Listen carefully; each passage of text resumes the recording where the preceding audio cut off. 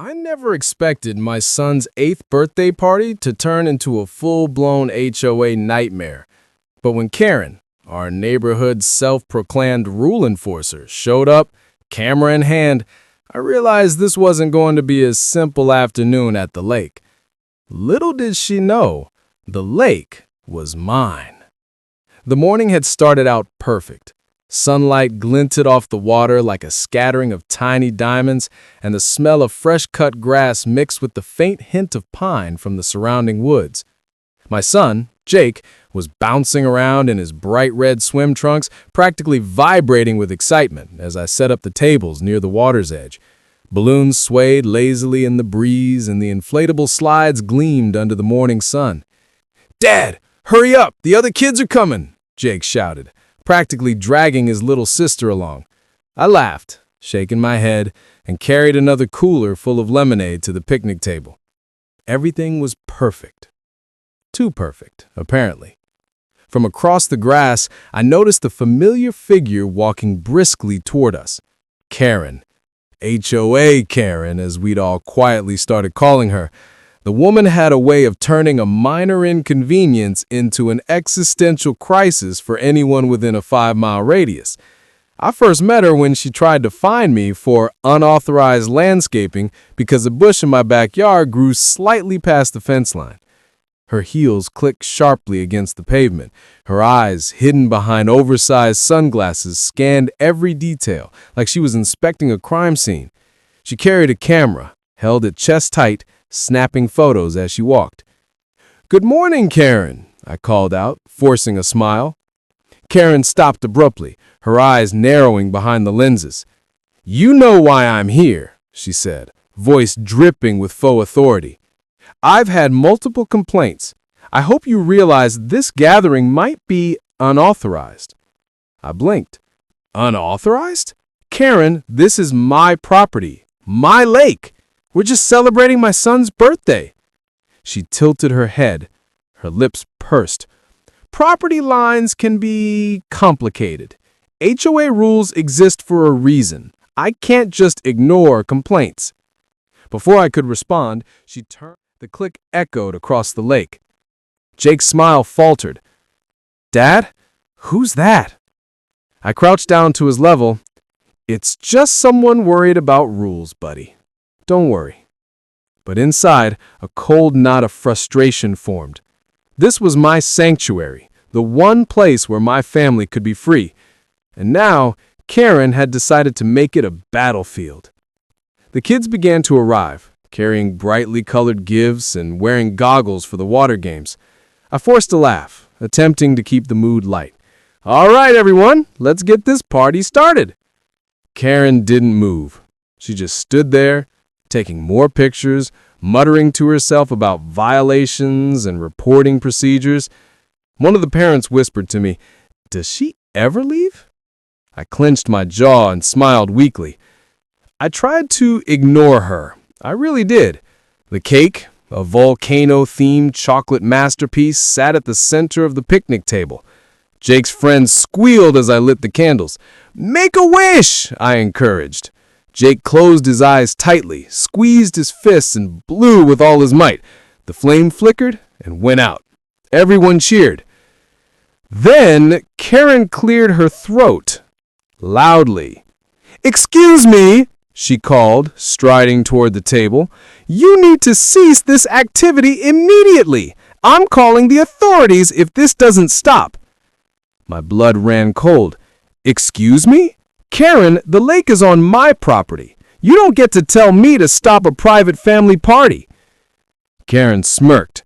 "I'm just doing my duty. Someone reported an illegal gathering, and I have to follow through." At that moment, a car pulled up behind her. I couldn't see the license plate yet, but my stomach dropped. The unmistakable sound of a siren followed, and I realized she hadn't been bluffing. She had called the cops. I felt a surge of anger, tempered by disbelief.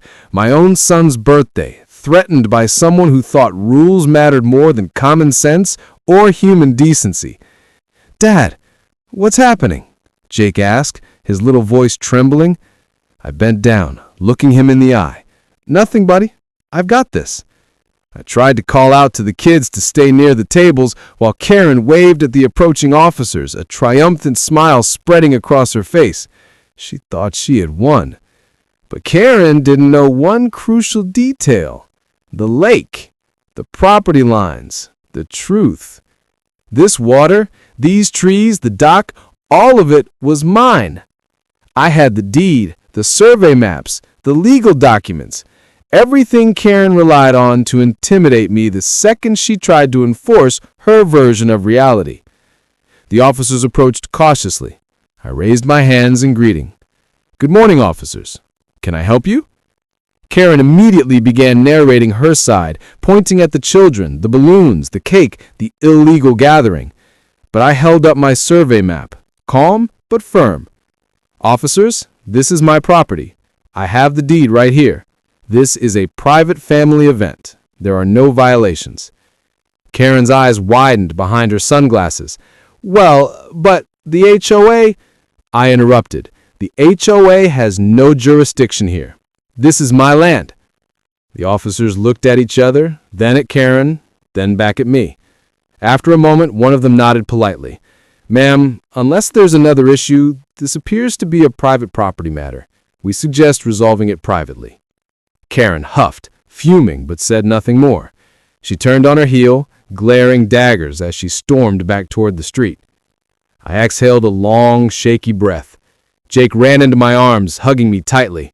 "You're the best, Dad." I hugged him back, feeling a wave of relief and pride. The party could continue. The sun reflected off the water, dancing across the lake like nothing had happened. But deep down, I knew the war with Karen was far from over. The rest of Jake's party went on, but a shadow had been cast over the day. Every laugh, every splash in the water felt punctuated by the memory of Karen's glare.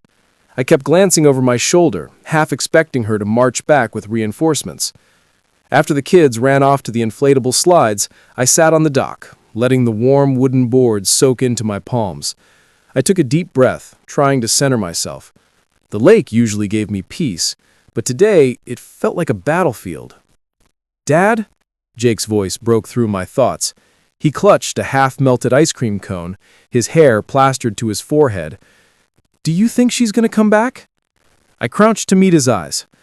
"I don't think she will, buddy. But if she does, we're ready. This is our lake, and nothing can change that." He nodded slowly, unconvinced. Kids are perceptive like that. They know when adults are stressed, even when we try to hide it. Just as I was about to reassure myself that the day could continue peacefully, my phone buzzed. It was a text from my neighbor, Mike. "Karen's at it again. HOA meeting tonight. She's planning something about your lake party. Heads up." My stomach sank. HOA meetings were usually a formality. Nobody actually did anything. But Karen thrived on formality. Rules were her weapon. I knew what that meant. If she had her way, she would try to publicly humiliate me, maybe even push for fines or legal threats. I found myself staring at old property deeds, HOA bylaws, and survey maps sprawled across my kitchen table. I traced the boundary lines with my finger over and over, trying to reassure myself. Everything was perfect on paper. Every inch of the lake and surrounding land was mine. But paper didn't stop a determined Karen. A knock at the door startled me. I opened it to find Mike and his wife Linda standing there with worried expressions. "Hey man, you okay? We heard about the party." "I'm fine," I said, forcing a smile. "Just tired." Linda shook her head. "You can't underestimate her. Karen doesn't just complain, she orchestrates. She's probably got a whole presentation ready for tonight." I nodded. "Yeah, I figured. That's why I've been reviewing everything. Survey, deeds, all of it. I need to make sure I can shut her down the second she tries anything." Mike smirked. "Well, if anyone can do it, it's you. But don't let her get under your skin tonight. That's her real power, getting people rattled." I appreciated their support. Even so, the thought of facing Karen in front of the HOA board, with every eye scrutinizing my property, filled me with dread. Later that night, the HOA meeting started. The room was small, fluorescent lights casting harsh shadows. Most of the neighbors were there, chatting quietly, sipping coffee. Karen walked in like a storm, clipboard in hand, heels clicking aggressively on the floor. She wasted no time. "I'd like to address a serious violation regarding one of our members, specifically an unauthorized gathering at the lake." I raised my hand calmly. "If I may, Karen, this is my private property. There were no violations." Karen's eyes flashed. "We've had multiple complaints from neighbors. This is not acceptable behavior. I've documented everything." She gestured to a series of printed photographs, some of them blurred and distorted. One of the board members, a woman named Carol, leaned forward. "Have you verified the property lines, Karen? Or are you acting on assumptions?" Karen's lips pressed into a thin line. "The complaints are enough for the HOA to act. This is about the integrity of the community." I took a deep breath. With all due respect, the integrity of the community is not jeopardized by a private family party on my own lake. Here are the deeds and surveys showing the property boundaries. I slid the papers across the table. The room went quiet. The camera Karen had been brandishing earlier now sat on the table, abandoned. "This," she stammered, flipping through the maps. I didn't realize." "You didn't check before trying to enforce rules on someone else's property," I said evenly. "I respect the HOA's role where it applies, but this lake, this land, it's mine. Completely." Carol nodded approvingly. "I think that settles it, Karen. There's no basis for an action here." Karen's face turned red. "This isn't over. I'll be reviewing the covenants. You'll see." As she stormed out, the tension in the room slowly lifted. Neighbors began to murmur, some even chuckling at her dramatic exit. I felt the mix of relief and lingering anger. Karen's ego had been bruised, but I knew she wouldn't give up so easily. The next day, things seemed calm. The lake sparkled under a clear sky, children splashed happily, and I allowed myself a moment to breathe. But then I noticed it. Yellow HOA violation notices stapled to trees along the perimeter of my property. My heart sank. Karen had sent official notices, trying to assert control, even after being proven wrong. I tore them down immediately, but the symbolism stung. The message was clear. She wasn't done. That evening, I began strategizing. I contacted a property attorney to clarify my rights and started documenting everything meticulously. Every interaction with Karen, every notice, every complaint, it all went into a digital folder labeled HOA Karen files. I even installed discrete cameras around the dock, not to spy on neighbors, but to protect my family. The last thing I wanted was a repeat of the birthday party incident with authorities misinformed. Late that night, I sat on the dock, the lake reflecting the moonlight like silver glass. Jake's laughter from the day replayed in my mind, reminding me why this fight mattered. This wasn't just about land or HOA rules. It was about protecting the freedom and joy of my family, creating a safe space where they could be children.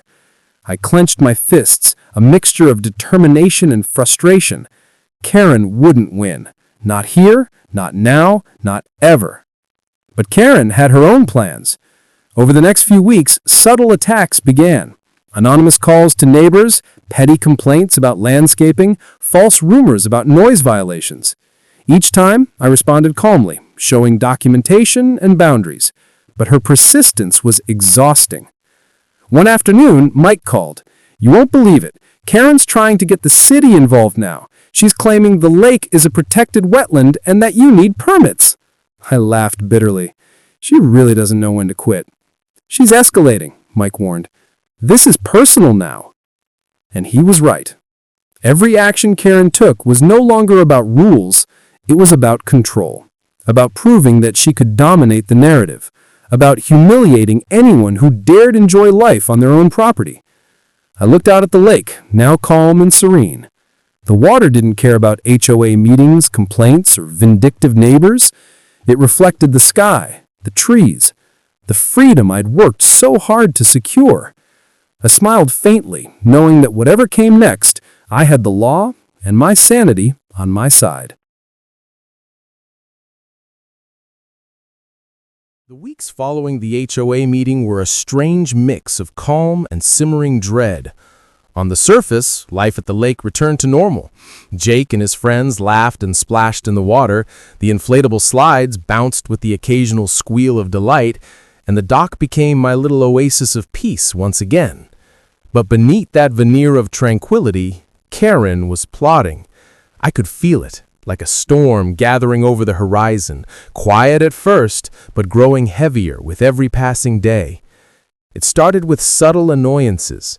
The first Monday after the HOA meeting, I found little yellow flyers stapled to trees along the path to my dock. Noise complaints recorded. Violators will be reported. No signature, no official letterhead, just Karen's thinly veiled signature at the bottom. I crumpled them, tossed them in the fire pit, and told Jake, "Some people just like to make trouble for no reason." "Why would she do that, Dad?" Jake asked, eyes wide and serious. I crouched down beside him. "Because she doesn't like people being happy when she thinks they shouldn't. It's not fair, but we can't let it bother us. Not here." Even as I said the words, I knew it wasn't that simple. Karen's obsession wasn't just petty, it was relentless. A few days later, I noticed a sleek black SUV parked at the edge of my property. The windows were tinted, but the presence of an unfamiliar woman holding a notebook immediately set my nerves on edge. She scribbled notes, occasionally glancing toward the lake where Jake was skipping stones across the water. I stepped outside, raising my hand in greeting. "Can I help you?" I called out. The woman's eyes widened, then narrowed. "Just documenting activity," she said vaguely, before retreating into the shadows. I shook my head. Karen had clearly recruited reinforcements. The harassment was becoming an organized campaign.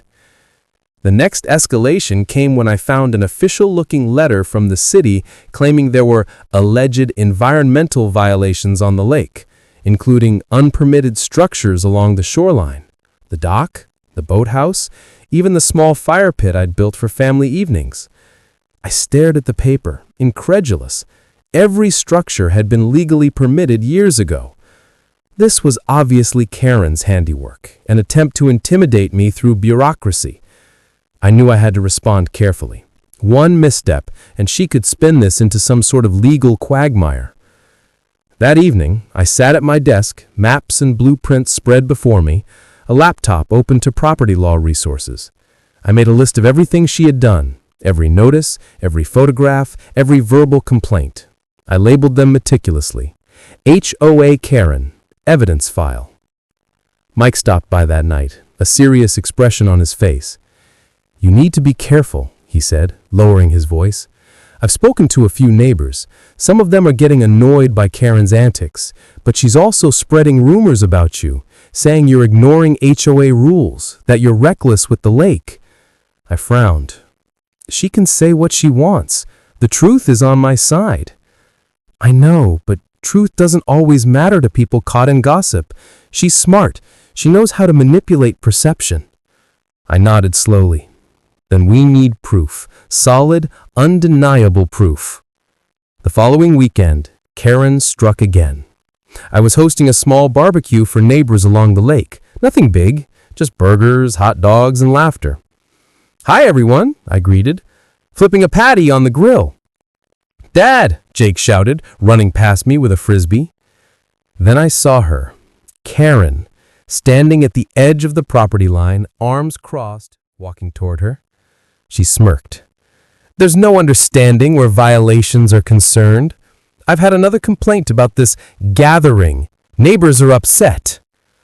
I laughed, a short, bitter sound. "This is my property, my land. These are my guests. You can complain all you want, Karen, but it changes nothing." She narrowed her eyes. "We'll see about that. You're pushing boundaries now. Everyone sees it." Before I could respond, she whipped out her camera, snapping photos of the tables, the grill, even Jake and his friends. "Enough," I said firmly, stepping closer. "You are trespassing. Leave." She froze, hesitation flashing across her face, then quickly retreated, muttering about legal action. But her retreat was temporary. Karen's obsession escalated further over the next few weeks. Anonymous letters, phone calls, even one bizarre incident where she tried to get the local fire department to inspect the dock for safety hazards without notifying me. Each time, I calmly provided documentation proving everything was up to code, but the stress was mounting. One evening, exhausted, I sat on the dock with a beer in hand, staring at the still water. The reflection of the moon shimmered across the surface, the only calm in a storm of Karen-induced chaos. Jake plopped down beside me, holding a small wooden boat he had carved in school. "Dad, do you think Karen will ever stop?" I sighed, wrapping an arm around him. "I don't know, buddy, but we have to keep standing our ground. We can't let her win by scaring us. This lake, this family, it's ours." Jake leaned against me, a sense of trust and innocence that I wanted to protect at all costs. The breaking point came during a neighborhood HOA social, a rare casual gathering where residents mingled and shared updates. Karen arrived with her clipboard, immediately zeroing in on me. "Did you know," she began, loud enough for several people to hear, "that there are ongoing violations on your property, structures without proper permits, environmental hazards, unauthorized gatherings?" A murmur ran through the crowd. Some neighbors looked concerned, others gave skeptical glances. I stood tall. "Karen, all of your accusations are unfounded. I have the permits, the deeds, and the legal documentation. Every claim you've made has been disproven multiple times." Her smile was tight, forced. "Well, perhaps the board should take a closer look." "By all means, you are welcome to review everything in public. I have nothing to hide." The tension in the air was palpable. Karen had hoped to intimidate me, to make me doubt myself in front of the community, but instead, her attempt backfired. Neighbors whispered among themselves, clearly siding with me. Some even expressed admiration for my calm and meticulous handling of the situation. As she stormed out, muttering about next steps and legal strategies, I felt a small but significant victory. Karen had underestimated my resolve, my preparation, and the support of the community. That night, I reviewed all the interactions over the past few weeks. I realized that Karen's relentless attacks had a pattern: her obsession with control, her escalation when challenged, and her inability to accept being wrong. I also realized something important. I couldn't just wait for her to make mistakes. I had to anticipate them, protect my family, and reclaim the sense of peace the lake had always provided. I checked the cameras I had installed around the dock. Every angle, every entry point recorded. Evidence of any further harassment would be undeniable. I printed copies of all deeds, permits, and past HOA correspondence, storing them in a secure binder labeled Lake Defense. For the first time in weeks, I felt a flicker of calm. Karen was persistent, yes, but I was prepared. And the lake, with its still, mirrored surface and the gentle rustling of the trees, reminded me why I was fighting. Not for land, not for pride, but for family. The war wasn't over, not by a long shot, but I had the upper hand now, and I intended to keep it that way. The lake had always been my sanctuary. But over the past few weeks, every peaceful ripple on the water reminded me of Karen. She had evolved from a petty busybody into a relentless force, intent on turning my life upside down. And now, I knew she was planning her boldest move yet. It started with subtle threats that escalated into outright intimidation. One morning, I discovered a series of brightly colored notices stapled to trees around my property. They weren't vague this time. They were official-looking, listing supposed violations of local ordinances. I grabbed them, crumpled them, and stuffed them into my pocket. I refused to let her see me flinch, but my gut told me she was preparing for something bigger, something public and humiliating. The first sign came the next weekend. I was sitting on the dock, sipping coffee and enjoying the early morning sunlight when a sleek black SUV rolled up along the edge of my property. Karen stepped out, heels clicking with that familiar precision, but she wasn't alone this time. Behind her were two men in suits carrying clipboards and cameras. They had the air of inspectors or officials, though their demeanor suggested they had been briefed on her vendetta. "Good morning," I said cautiously, standing up. Karen smiled thinly. "Morning. I thought it was time to conduct a proper inspection of your activities here, with witnesses this time." One of the men stepped forward. "We're just here to make sure everything is compliant, nothing personal." "On my private property?" I asked, voice steady but edged with disbelief. "You realize the lake is mine, right? I have deeds, permits, everything." Karen waved dismissively. "Consider this a courtesy inspection." I clenched my fists, fighting the rising frustration. This was harassment disguised as inspection, and she thought she could intimidate me with numbers of people and official-looking documents. The men began walking the property, taking notes and photos, while Karen circled behind, narrating with an air of authority. I stayed nearby, calm but alert, observing every movement. Jake wandered onto the dock, carrying his favorite rubber duck. "Dad, who are these people?" he asked, eyes wide. "They're visitors," I said carefully, kneeling to meet his gaze. "Nothing to worry about. Just making sure everything is okay." Jake nodded, but I could see the worry lingering in his expression. I hated that she was dragging my child into her obsession. Later that afternoon, Karen escalated further.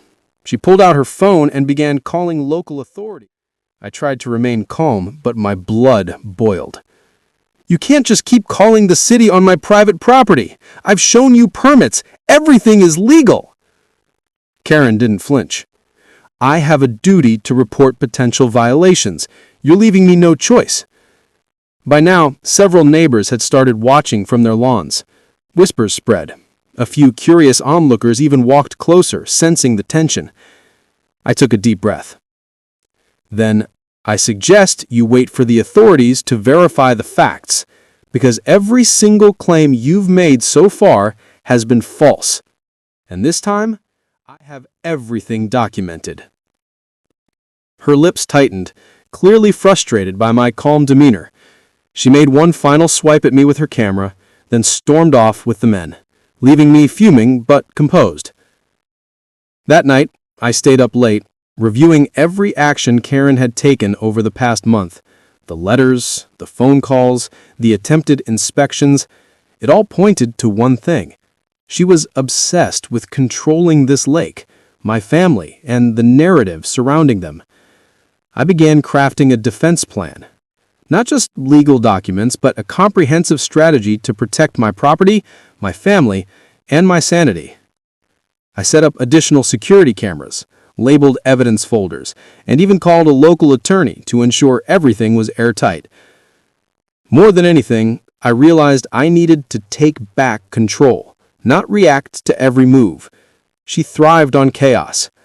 I would respond with order, calm, documentation, and resolve.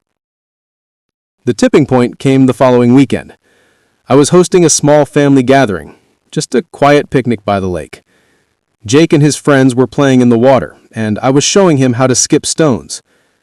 Out of nowhere, Karen appeared again, this time accompanied by another HOA member I hadn't met before. She marched towards me, clipboard held high, her expression a mixture of triumph and fury. "Unbelievable," she spat. "I warned you, and yet you continue these gatherings. Neighbors are fed up. This is a direct violation." I exhaled slowly, forcing myself to stay calm. "Karen, the lake is private property. You've been proven wrong repeatedly. Your complaints are baseless." She leaned in close, whispering venomously. "This isn't over, not by a long shot. You think you can hide behind deeds and surveys? Watch how quickly I escalate this." For the first time, I realized just how far she was willing to go. She wasn't just targeting me. She wanted total control, and she wouldn't stop until she got it. I knew what had to be done.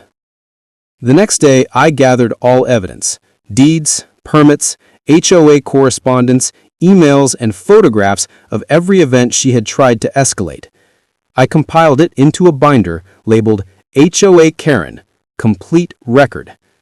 Then I organized a small neighborhood meeting, this time on my property. I invited neighbors, the local HOA board, and even a few people who had witnessed Karen's antics firsthand. The sun was setting, casting a golden glow across the lake. Jake and his friends played nearby, their laughter a stark contrast to the tension in the air. When Karen arrived, clipboard in hand, she was met with a dozen witnesses ready to back me up. I laid out the binder, showing every document, every timeline, every attempt at harassment. Her face turned red. She tried to interject, but one by one, neighbors spoke up, recounting her false claims, her persistent intimidation, and her obsession with control. By the time the meeting ended, it was clear. Karen had been exposed. Her power had been stripped away, not through confrontation, but through preparation, calm authority, and the truth.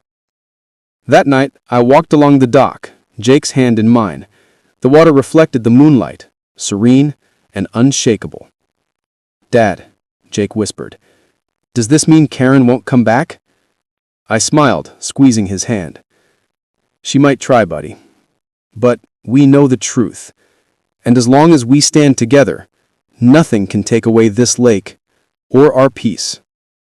For the first time in weeks, I felt a sense of victory, not just for me, but for Jake, my family, and the life we were protecting. The battle wasn't just about property. It was about dignity, resilience, and the right to live without intimidation. And finally, I had reclaimed it. The days after the neighborhood showdown were surprisingly calm. For the first time in weeks, the lake felt like mine again. The water mirrored the sky, serene and unbothered, a perfect reflection of the peace I had fought so hard to reclaim. But the memory of Karen's relentless harassment lingered, like a storm cloud that refused to fully dissipate. I knew that even with the evidence stacked in my favor, the real battle was proving to everyone, including her, that her power had limits. Karen's next move came unexpectedly. A formal letter from the HOA landed in my mailbox, accusing me of deliberately ignoring prior warnings and creating an unsafe environment at the lake. Her signature was on the bottom, a smug flourish that screamed triumph in her own mind. I read it, laughed quietly to myself, and set it aside. The truth was on my side, and I had prepared for this exact moment. I immediately scheduled a meeting with my attorney. Together, we reviewed every document, every photograph, every note in the HOA Karen Complete Record binder. My attorney nodded approvingly. "You're not just compliant, you're airtight. Any attempt she makes now is frivolous, and we can counter with proof of harassment. You're in the clear, completely." Hearing that, I felt a heavy weight lift from my chest, but I also realized it was time for a more proactive step. Karen had been operating under the assumption that fear and persistence equaled control. That assumption needed to end. A few days later, I organized an official HOA hearing. This time, everything would be on the record, transparent and public. The room was packed. Neighbors, board members, even a local journalist curious about the saga that had become the talk of the community. Karen arrived, clipboard in hand, her expression a mixture of fury and anticipation. She assumed she could intimidate me again, but she didn't account for the army of witnesses and documented evidence ready to confront her claims. I opened the meeting with calm authority. "Ladies and gentlemen, today is about setting the record straight. Not just for me, but for every resident here who has..." One by one, I presented the evidence: deeds, survey maps, permits, documented complaints, and records of Karen's repeated attempts to escalate matters. Each item was supported by witnesses, Neighbors who had seen the birthday party, the inspection attempts, and Karen's relentless interference. Karen tried to interrupt several times, her voice sharp and defensive, but the board, finally seeing the pattern and the overwhelming documentation, allowed me to speak. By the end, it was clear. Her complaints were baseless. Her harassment had been exposed, and the board took swift action. Karen was formally reprimanded, warned against further harassment, and her influence over HOA enforcement was severely limited. Walking out of that hearing, I felt an overwhelming sense of relief. Jake ran to me, hugging me tightly. "You did it, Dad! You protected the lake!" I hugged him back, laughter bubbling up despite exhaustion. "We did it, buddy. This is our lake, and we've got nothing to worry about." The lake, once the center of conflict, now symbolized victory and resilience. I could finally let my family enjoy it without fear, knowing that the truth and preparation had won. In the weeks that followed, life returned to a peaceful rhythm.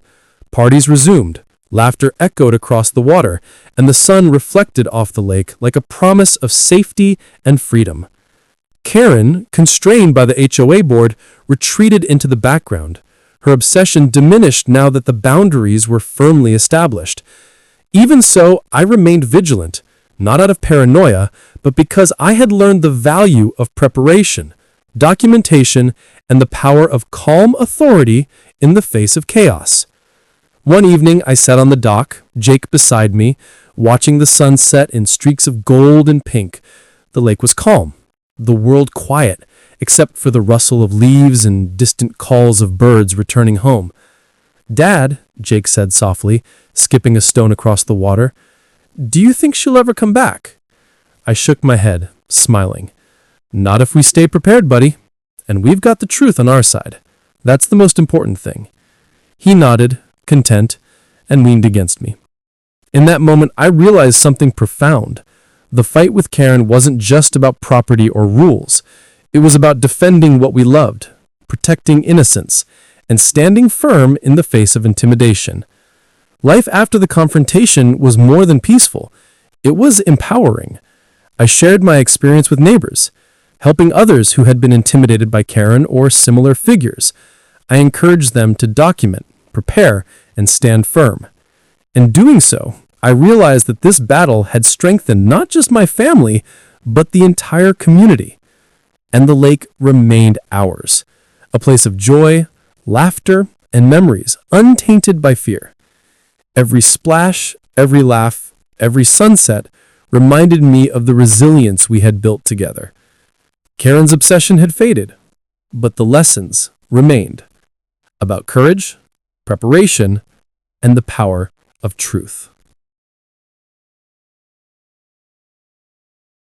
Standing by the lake, I realized that true victory isn't about defeating someone, it's about protecting what matters, standing firm in your principles, and acting with calm authority. Karen's relentless harassment tested not just my patience, but my ability to remain composed, prepared, and resilient. By documenting every interaction, seeking counsel, and involving the community, I transformed fear into empowerment. This experience taught me that freedom, whether it's the freedom to enjoy your property, celebrate life, or protect your family, is worth defending fiercely. And sometimes the simplest acts of courage, persistence, and truth are the most powerful weapons against those who thrive on intimidation. The lake now reflects peace, resilience, and the unwavering strength of standing up for what's right.